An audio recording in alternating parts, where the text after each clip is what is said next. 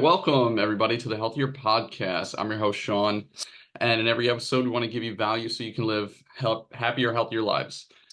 So today, a very special guest. We have an author, Claudia Corneyea. Welcome, Claudia. Welcome. Thanks. So yeah, I'm gonna just gonna interview Claudia about her book that's coming out. And we'll get right into it. Where are you from? Like, what's your brief, I guess, snapshot story about like where you grew up and then where you are now? Okay. Well, I'm Claudia, and I grew up in Beacon, New York.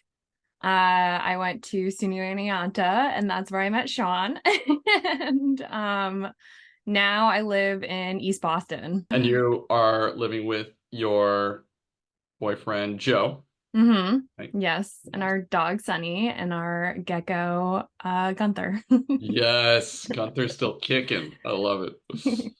So let's get into the book. What made you want to write a book? Like, where did that come from? I don't know if I wanted to write a book. It kind of just like happened. Even now that it's done, I still have no desire to do it again, even though I've already started doing it again. And it's just like feels like an illness. I just was a really avid reader when I was younger, and I read a bunch of books that I really liked, and I was like, maybe I could write one. And I mean, it took me 10 years to write it, so I wasn't easy, but yeah, it was probably just inspiration through other authors and just starting to have these ideas that needed to go somewhere. It took you 10 years. Wow. Did I'm assuming you had like different versions and you like refined it as you went on? Yeah.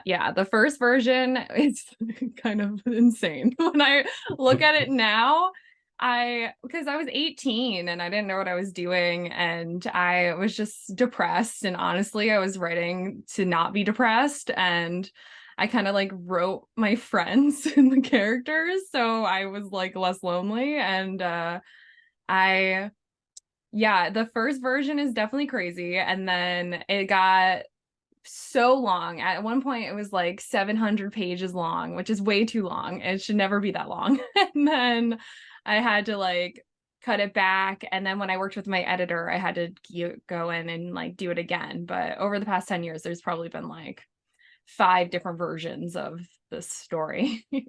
That's cool.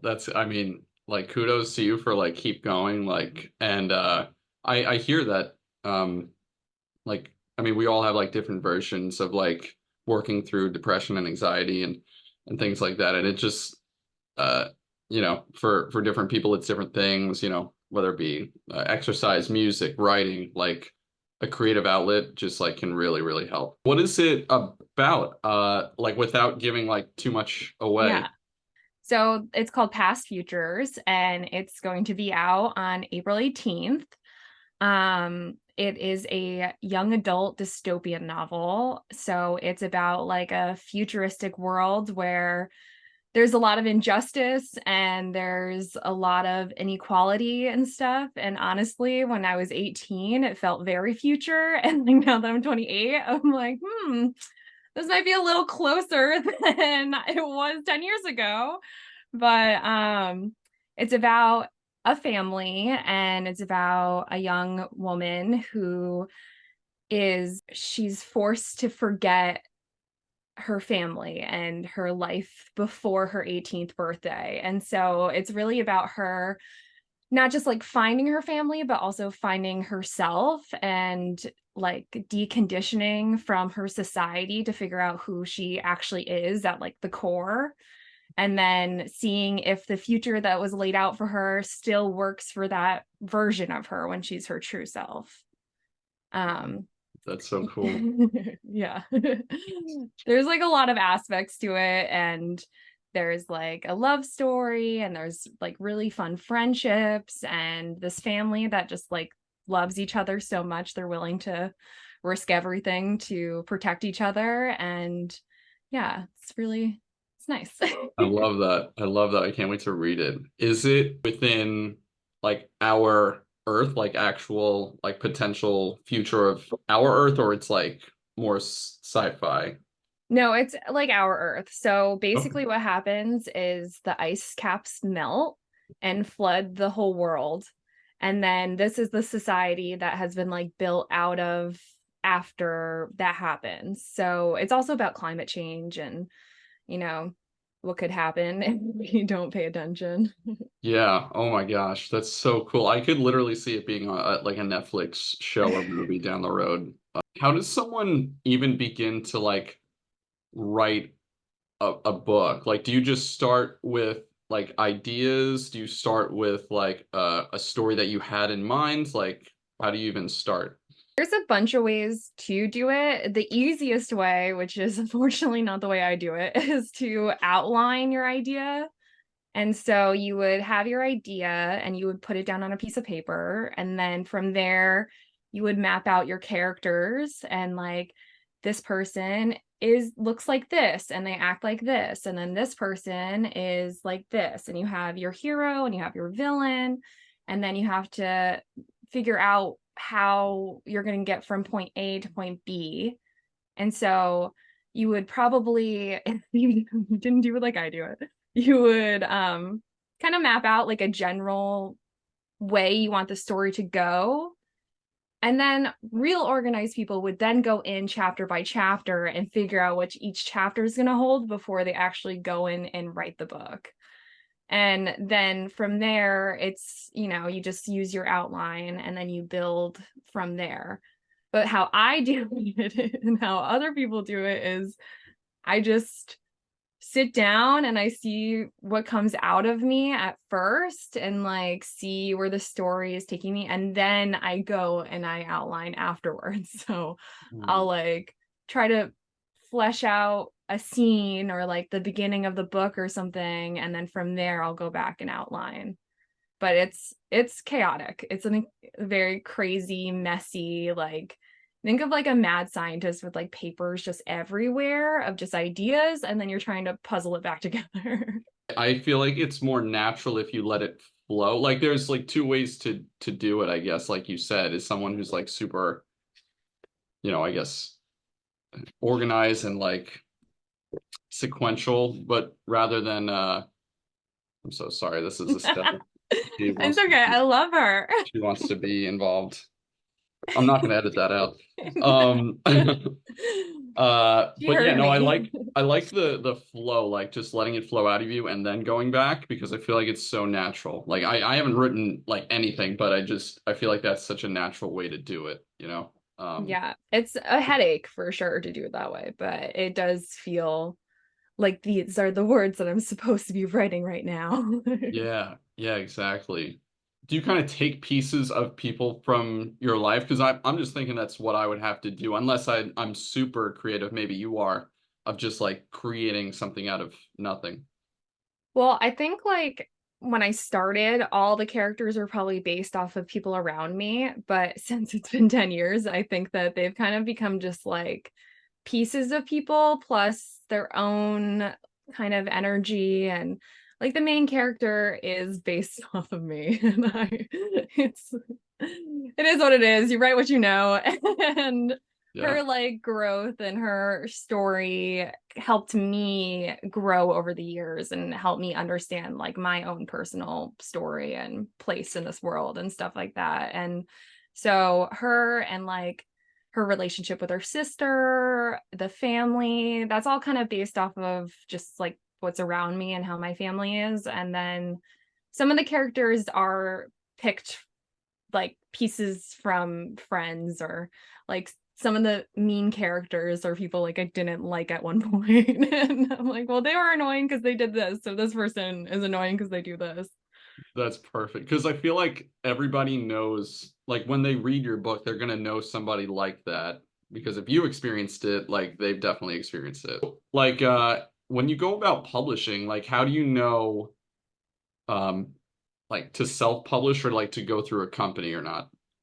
Well, I guess it's different for everyone. For me, I did try to go a more traditional route. Like I sent my manuscript to probably like 50 different publishing companies and I only heard back from one, and it was a rejection letter.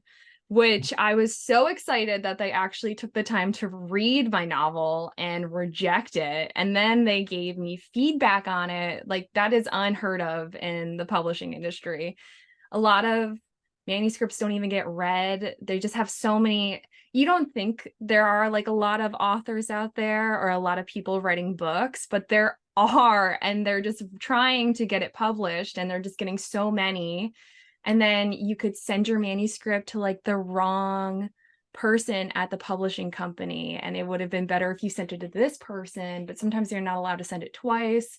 It's really hard, and you have to like find publishing companies that will take like your manuscript without an agent or without a manager or something like that on your side. So then you can also send it to literary agents. But again, you have to find the exact right person that would work with your story. And embarrassingly, I like went back and some of my manuscripts had like bullet points or like things highlighted or like come back to this, and they do not, like, when you're sending it, it needs to be perfect, it has to be clean.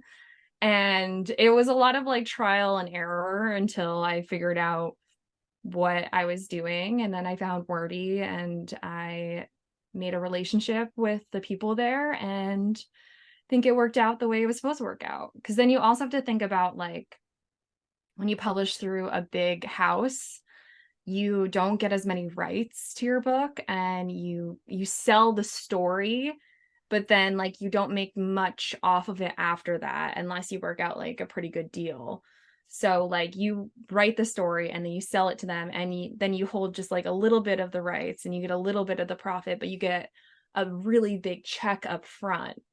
And so when you self-publish, instead of that really big check up front, you're getting all of the residuals and you own all the rights, and you're getting the profit back. And like what I'm doing is it's more in the middle, like it's a publishing company that like assists authors in publishing their book. And then they're for the artist. So they're giving the author, it's like 50-50, but I own all the rights to my book. And then profit is 50-50. And so it's a cool in between, because like I invested my money in, but I'm actually going to get that money back. That's cool. That's a good I feel like you found a good deal. Like I Oh, feel yeah. like you found the right one. That's awesome. I'm assuming when you have like the rights, like when might be a dumb question, but like when you don't have the rights to it, it means that they could change it. Is that They right? can like sell it to make a movie, things like that. And so you don't have as much say in what happens with your book. Also, when you're going through like a big company like that through the editing, it's kind of like, well, this is how we want it. And with the way I went, I was able to like have more creative input throughout the whole process instead of just like selling it to someone and being like, okay, do what you're gonna do and then put it out there. Oh, that's interesting. I'm like learning how it works. And do they, if you, um, let's say, uh, if you don't self-publish, if like they publish it for you, through like a publishing company, like a bigger one than the one that you're doing, do they like do the marketing for you? Mm-hmm. Yeah. Okay. So that's Yeah. something that like you give up, is then I have to do all the marketing for myself with my book. And so it's like a give and a take, you figure out what is more important to you. And like, honestly, if one of those publishing companies said that they were going to publish my book, I would have went through that instead of like, I wouldn't have thought about money or rights or anything. I would just been like, yeah, let's do it. And then you learn as you're in it, which is unfortunate sometimes, but there's really not much out there to prepare you for the steps that happen after someone's like, yeah, I'm going to publish your book. So, Yeah. Oh, exactly. And I feel like the process is the best way to learn. Like, you could read about it, but like just going through the motions, you probably learned a lot. I know that you don't want to do another book, but you said you also were going to? Yeah, I definitely will. I've already started on the sequel to Past Futures, but it's in its like baby stages. Like what is written down on the paper is gonna be chaotic nonsense. And then but the whole thing is like with your first draft, you just want to get the story down. It doesn't have to be perfect. And like it's hard not to like feed into your perfectionism, like in Mm, creativity, you know? But you kind of have to just like put it down and be like, all right, that makes no sense. And I hate the way that sounds, but I'm just going to keep going. And like, you don't go back, or at least that's how I do it. And then at the end, because then that's how I figure out how the story is going to end too, because I don't organize myself in the beginning. And then I can go back to the top once I know how it ends and then go back in and make sure it all goes like it's all leading to the ending and everything makes sense and stuff. Because sometimes you start it and you don't finish it for months. So like you forget what you even wrote in the beginning. So true. And I was thinking, like, while you're saying that, like, it's also the state that you're in, too. Like, you could be really tired one day, and like mhm. words can come across different, and then you could be like really energetic one day, and it could come off different. I'm sure you like experienced that, right? Like, just Mhm. going back and forth depending on how you Oh, feel. for sure. Yeah. Some days are just bullet points. It's like, I think this is going to happen, and then that's going to happen, and then that's going to happen. I don't feel like writing it. So I'm just going to put it down and then move on. Because that's what I'll do too is if I am in a part of it and I get like really, because I have ADHD. So if I get bored, like I'm done. Like I'm not. That's why it took me so long. I didn't know what I was doing and I would get so distracted and bored with it. And I'd be so hyper focused on one piece of it that I couldn't see that I could just stop and continue to a different piece and then come back to that piece. So like if I get bored, I just put some bullet points and then I move on to the next part that excites me. And it might not be in order and there might be like a lot of bullet points in between passages, but it's just about getting it on the paper. Hmm. I think the fact that I feel like you're more aware of it now. Like you just said, like you can just feel yourself, because I get it too. I don't know, I'm not diagnosed, but like I definitely relate to where, your mind's going all over the place or you're hyper focused. So like you're aware of it, so you adjust what you're doing so that you get something done, right? Mm-hmm. I was gonna ask, like, so after like so many rejections, like what kept you going? Like, I know that, you're not the type of person to give up, but like, what made you not give up? Like, what kept you going? I honestly don't know. I think that well, I do know. I don't know how heady you want me to get. Do Like it. Go because for it. Whatever you're thinking. my Reiki side of me is like, you Me know, too. I think that just like writing has always been something like I feel like my soul needs to write and it needs to express itself through words. And I'm not the best at communicating in person sometimes, but like writing a message to someone or sitting down and writing a story to like explain how I'm feeling or something. It's always just been like I've been writing since I could. And even before that, I was making up stories in my head all the time. And so I think that Past Futures is something that like needed to get out of me and needed to be seen by other people. I don't know why. And I'm gonna learn now that it's out, what the whole purpose of this was, but I really don't know because there are so many other things that I've tried to do and I've just like lost the will or the want to even finish it. And this is just, I guess, the story just like really means a lot to me. And it is crazy though, because there is so much rejection. And like, I will put up a fight to like an extent, and then I'll be like, all right, maybe this isn't it. But there's just something about this story that really felt like it needed the right timing and the right version of myself to like get the story where I wanted it. Mm. I bet like getting it out there, you're gonna get people that are gonna like really be moved by it. I can just like trying to put this out into the universe, but like there's going to be people, no, like with every author, there's no matter how many people buy it, there's always people that are like, wow, that like really resonated with me. Or like maybe Hmm. there's a younger girl that like reads and is like, wow, I can relate to some of the things, or and that's what it's all about. Yeah.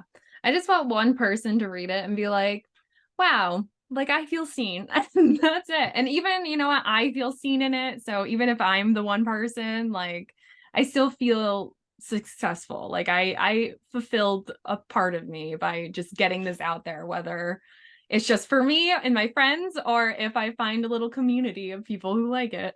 Yeah. So like if someone like let's say there is someone that has always wanted to write a book, but they didn't know how to start or where to start. You touched on it a little bit before, but if you were to give like, one or two steps, like they don't even know where to begin, what would you say maybe like step one, two, and three, or just a couple brief steps, like how should I even start? Like if I want to Yeah. write a book. Yeah, it definitely starts with like you could have the tiniest, littlest idea in the world and just like, I want to write something that tells a story about, I don't know, anything. Like if you wanted to write, I can't even think of anything right now, but like, you just start with like a little idea and then you sit with it and it takes a lot of patience, but what I personally did to start like writing and when I got stuck and stuff, there's a lot of resources online that are free and you can just like Google, like, how do I turn this idea into a novel? How do I outline a novel? I just looked up, like, I had an idea for a romance novel and I was like, well, how would I outline something like that? And what are the structures in the story that are necessary for that kind of writing? And so you just want to, what I didn't do and what I would suggest doing is learning more of like the structure of a story and like what do you need in the story to get it published. And there's a lot of resources out there like that too. The biggest thing with mine was that it had no structure, but I have no structure. So it made sense. Like I don't have any structure in my life whatsoever. So why would I in my writing? I love it. But Love it. yeah, I would use your resources and I would just, see what comes out of you. And honestly, like not everyone has to write a book. Like you don't have to write an entire novel. You can write a short story, you can write a creative essay. There are so many other writing outlets that don't hurt as much as a novel. So How long is your book? it's like 360 pages, something like that. Okay. Um but it goes by word count. So you want to make sure that like an average word count is about 80,000 words, I think, 80,000 to 100,000. And so when you're writing your novel and you're working on it and you're editing it, you just want to make sure that you're keeping an eye on the word count and, you know, being conscious of that because you're going to have to be later if you're not in the process of it. True, because you said you had to cut it Oh, down like so much, here. so much. That's But also, crazy. it was like I wrote it for me originally. Like I wrote this novel for me. So I didn't really care about someone else reading it until a few years ago. And I started going back in as like, someone else is going to read this one day. And so there are a lot of scenes that were specifically just for me and like they didn't need to be in there. I just like them and they're very emotional and deep and like I don't know, not very straightforward. And my editor was like, so we don't have to like do this for 100 pages. Like we could do this for 10 pages and you get the same point across. And so that's like what an editor is good for is to go in and be like, I know that you love this like scene where she's crying for like 20 pages, but like we could do 2 pages and move on. And like, because a reader isn't going to sit there unless it's like written very well or you're very like dedicated to those characters. But the average reader is not going to sit there and read like someone having a mental breakdown for 100 pages, which is fine. That's funny. Did you and your editor agree for the most part or disagree? Mm, I'm sure there were disagreements. Like, how did you guys handle that? we yeah, we definitely had a couple of ideas that were different, but we found our middle ground and I may have pushed it more towards what I wanted in the end. I definitely was probably more of like a bratty artist than I expected myself to be, but it was, you know, It's your story. I mean, that's it, natural. I'd probably be the same way. and but it was difficult working with another person, especially someone who has only read the story once, and I have read it for a decade and I know the story, and like she had to baby me a lot and like explain to me that like, you know, I'm not saying that you're a bad writer. I'm saying that you're a good writer. This is just a bad scene. Like, you know, she was very kind with my ego and I needed it checked a little bit in some places, but the main important things we agreed upon about how like things were more in my head than on the page, and like, you know, at one point the book never said anything about the flood. I just knew that there was a flood, and she was like, well, like nobody else knows what happened except for you, so like that's not gonna work. And so, you know, we worked together, but yeah, maybe I was a little selfish. I mean, hey, you're the author, so it's I get it. But no, that's good to have someone keep you, I guess, in check. Plus, I'm sure she has experience like publishing other books, right? Like she's done it Yeah. before. Yeah. And that's what, like, while I was going through her edits and my emotions were getting hurt and I was like not I was not okay. I had to keep reminding myself like this is my first time doing this. This is like her 100th time doing this, and she knows more about selling novels than I do, and she knows more about like what the mass reader is going to read than I do. And like there'll be a time for my quirky little novel about like mental breakdowns, but like just just not this one, which is fine because it's supposed to be more than that. Yeah. Yeah, exactly. Can you keep, I mean, I'm sure you can, but like the unedited version, like you have that somewhere? Oh yeah, I have like multiple versions of it, like probably three different versions Okay. that like I honestly would say that what is being published is the best version of the story. Mm. So I am not upset with the changes we made. I feel like they were necessary and they made the story way better than I could have done on my own. And yeah, I'm really grateful for her help to make this story what it is now. Because, Cool. you know, the ones on my computer are for me and I like them. But honestly, now I'm like, well, actually, that part wasn't good. And that writing is weak. And this writing is not weak.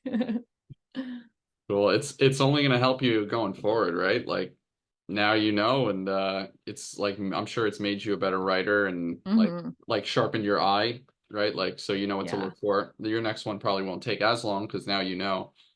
I That's hope cool. not. We'll see. I'll wait Yeah. another 9 years, Claudia. It's all right. I'm gonna set an alarm on my phone Yeah. 10 years from now. Cool. So where can so people can pre-order it right now, right? Hmm. Okay. Where Yeah. can they do that? So the ebook version is available on Kindle and Apple Books and Google Books. And then you can get the physical version and the ebook version from the Wordy site. And Wordy has three E's in it. But you can also go to your local bookstore and request that they pre-order it for you, or even once it comes out, you can have any bookstore order it because it's in the sphere. So, yeah, you can get the physical copy from any local bookstore. Um, I'm not sure if the physical copy will be in like a Barnes and Nobles or not. You have to sell your book to Barnes and Nobles and like convince them that they should carry your book. So I would rather convince local bookstores and keep, you know, it local than on a giant monopoly kind of scale. Mm, But you know, if I can get in there, I will. yeah. And I think it's funny. I heard this somewhere else. I think there was I know we're running out of time, but I just remembered hearing a podcast about a young woman who was trying to start a clothing brand, and she like it helps if you actually go to a store and request it for some reason. Like, she told her friends, I don't know if it's still like that now, but she was like telling her friends to go to a store and request this outfit or this brand, because then the store like registers that people like really want it. Hmm. So I don't know if that's a thing. I'm gonna have to research that, but Yeah. I think maybe I'll go to Barnes and Nobles and be like, You should have "Hey, this book. why don't you have this book? It's by one of the best authors. What the hell?" You're really missing out here. Yeah, yeah. I'm pissed. I'm gonna write a letter. Or we can just like donate, like just drop books off in Barnes and Nobles, and when they go up to pay for it, they'll be like, "Oh, we actually don't have this book. Like, where'd you find it?" And like, I really want this book. Yes. Oh my God. Yes. I have to buy the physical. I have to buy like two physical copies, one for myself, one for And Barnes one and for Nobles. Barnes and Nobles. Can I just leave this here? I'm gonna anyway, so Yeah. Yeah. Cool. I'm yeah. sorry, say the title again. It is called Past Futures. Okay. Gotcha. Cool. All right, everybody. We have run out of time. That is it for today. Claudia, thank you so much for joining us. This was awesome. I'm so excited for you. It's going to be great. April 18th, 18th. Yep. it comes out, but you can pre-order it right now, and I'll put the links in the show notes and everything. But thanks again, Claudia. Appreciate you. Of Thank you. course. See you guys in the next one.